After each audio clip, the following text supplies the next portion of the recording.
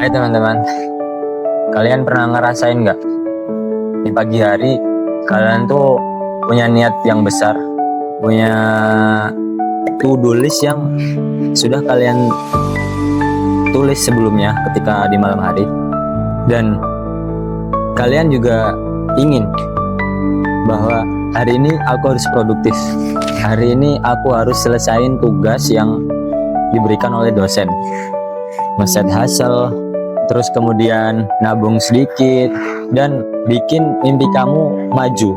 Tapi setelah 2 jam, apa yang terjadi? HP juga masih nongkrong di tangan, apalagi badan ini masih rebahan aja di kasur gitu kan. Dan juga tempat kita buat belajar, tempat kita buat kerja, meja kerja kita juga masih berantakan. Dan kamu mulai merasa, kenapa ya? Padahal udah ada niat yang besar, energi juga udah ada kan, tapi secara zahir, secara tampak kita nggak ada perubahan sama sekali. Dan juga produktivitasnya tuh malah berantakan banget gitu. Layaknya seperti gelombang hitam yang tiba-tiba datang kemudian menyeret aku ke bawah. Nah, hari ini kita akan bahas satu gelombang hitam yang kadang kita nggak ngelihat, tapi efeknya sangat luar biasa, yaitu attention deficit or hyperactivity disorder atau ADHD. Iya, biasanya kita juga punya sebagian ciri-ciri dari ADHD. Dan gimana ADHD ini membuat niat kita itu ngegas, kemudian tiba-tiba remnya blong gitu, sampai akhirnya uang kita nggak cukup dan juga produktivitas kita untuk maju ke depan itu malah nggak kesampaian sesuai dengan keinginan kita. Dalam video ini aku akan share cerita dan juga data kuantitatif, insight yang bisa kamu ambil, dan langkah praktisal yang bisa kalian terapin sekarang juga. Jadi ketika kalian pernah ngerasain, wah aku tuh udah berusaha semaksimal mungkin tapi kok masih jalan di tempat ya, so stay tune karena kita akan melawan satu gelombang ADHD tersebut. Oke, pertama kita definisikan dulu apa itu yang dimaksud dengan gelombang hitam yang aku maksud ya. Jadi ini bukan gelombang laut ya yang bisa kita berselancar di atasnya, bukan, tapi ini gelombang internal, yaitu sensasi ketika kita punya niat yang besar, akan tetapi hal-hal yang ada di dalam diri kita maupun yang di luar kita itu mensabotage atau merusak dengan sengaja progres yang sudah kita buat. Prokrastinasi atau sikap yang suka menunda-nunda, kemudian switch tugas terus-menerus. Kita ngelakuin kerjaan si A, kemudian kita malah pengen ngelakuin atau ngerjain tugas yang B. Jadi seperti itu. Impulsif belanja. Impulsif belanja itu kebiasaan membeli sesuatu tanpa ada perencanaan yang matang, dan kadang itu cuman sekedar menuruti hawa nafsu yang sesaat, merasa kelelahan, merasa kayak nggak bisa fokus. Nah, mungkin dari kalian menganggap ini cuman aku cuman malas, aku kurang disiplin. Tapi ingat, mungkin itu salah satu tanda, salah satu ciri-ciri yang ada di dalam tubuh kita, ciri dari ADHD tersebut.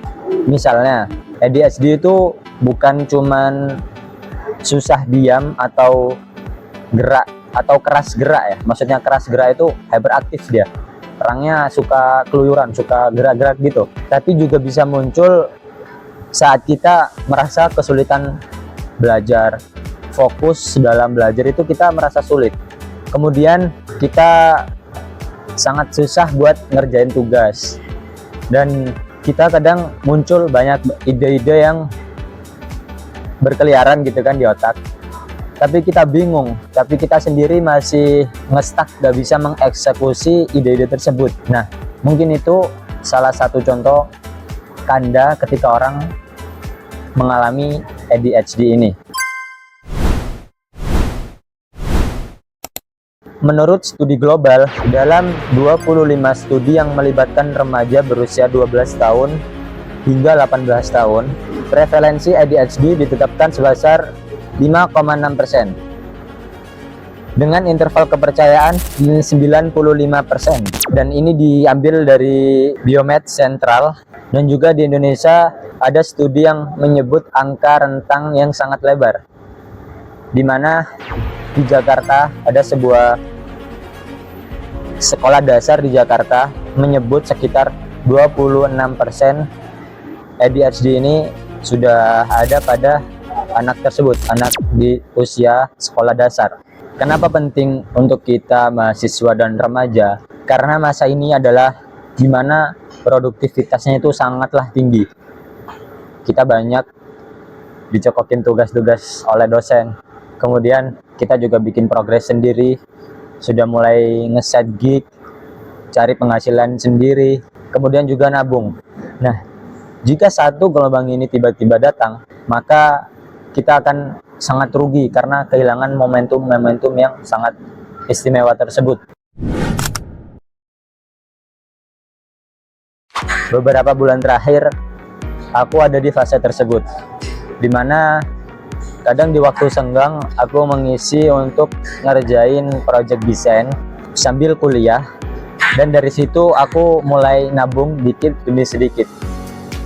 Kemudian bangun pagi sebelum subuh, kemudian waktu sebelum berangkat aku juga nulis jurnal, journaling time. Terus saat di kelas waktu kuliah, ya semaksimal mungkin kita juga harus bisa memanfaatkan waktu tersebut. Tapi seringnya siang juga masih belum dimulai, tiba-tiba datang malam, rasanya tubuh ini capek, dan ide-ide yang ada di kepala, ide-ide yang mungkin masih banyak sekali ya, itu belum tereksekusi. Dan kabar buruknya, aku mulai check out kecil-kecilan di online shop, kemudian beli makanan lewat GrabFood atau yang lain-lain, dan justru dimana itu ada kontradiksi, ide-ide yang belum kita eksekusi, namun pengeluaran uang yang kita miliki itu sangatlah besar. Uangnya keluar lebih cepat, namun idenya belum tereksekusi sama sekali.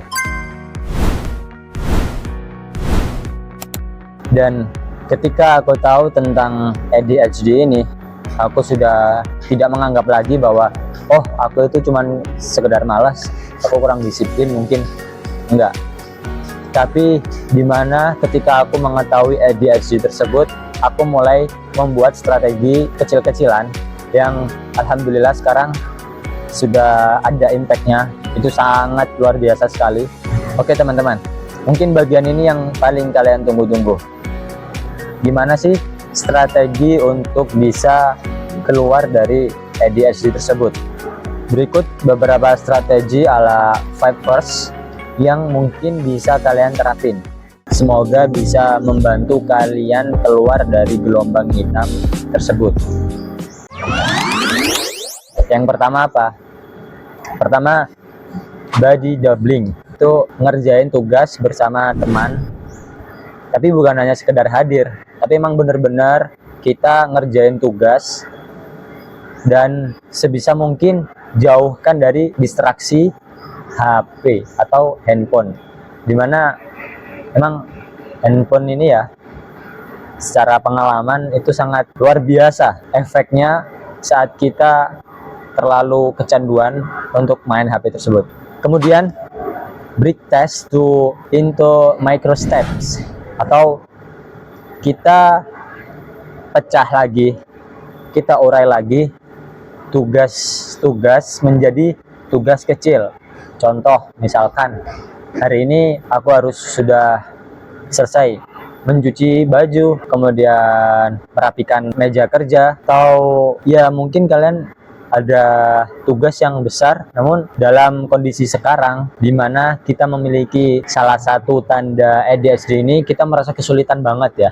Jadi kita pecah kecil-kecil seperti itu. Kemudian prioritize keuangan seperti prioritas tugas. Buat mini budget gitu ya dalam seminggu. Jadi contoh kasarnya 10% dari pendapatan kita itu langsung kita tabung, otomatis itu langsung kepotong. Memang 10%-nya ini kita nggak ngapa-ngapain, jadi kita khusus menabung, jangan dibuat yang lain. Oke, nah ini ada kaitannya sama cara yang pertama tadi, yaitu kelola lingkungan distraction. Kenapa? Karena wah, ketika kita dengar notifikasi dari handphone, gitu aja, fokus kita tuh kadang suka berkeliaran gitu loh. Apalagi buat yang tanda kutip ya, yang kalian sekarang lagi pacaran, wah itu malah lebih sulit lagi sih. Nah, yang terakhir, yang kelima, self compassion dan realness. Jadi jangan pernah kita membenturkan diri sendiri dengan orang lain. Wah, orang lain seperti ini, tapi kita cuman kayak gini-gini aja. Jadi jangan seperti itu, karena setiap orang itu memiliki kelebihan dan kekurangannya masing-masing.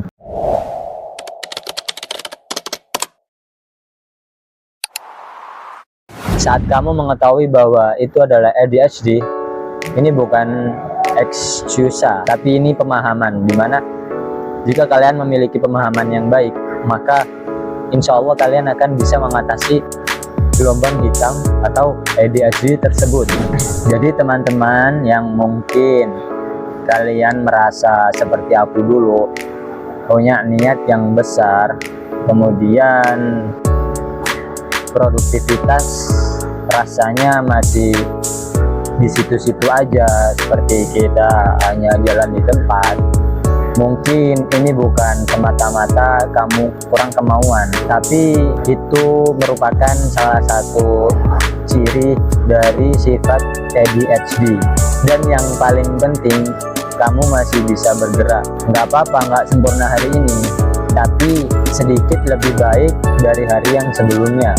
Kalau video ini membantu kalian melihat gelombang hitam atau ADHD, atau kamu juga ingin lebih banyak konten tentang produktivitas untuk remaja dan juga mahasiswa, jangan lupa follow akun Instagram aku dan juga TikTok ya. Di sana aku akan share daily tips dan juga behind the scene, ada juga Q&A, dan kita akan bahas konten-konten seputar mahasiswa dan juga remaja. Kalau kamu punya pertanyaan atau pengalaman sendiri tentang produktivitas atau ADHD, bisa kalian tulis di kolom komentar di bawah ya. Aku akan baca dan mungkin kita akan bahas di video berikutnya. Terima kasih kalian sudah menonton, dan juga tetap semangat. Kita lawan gelombang hitam itu bersama-sama. Dan sampai jumpa di video berikutnya.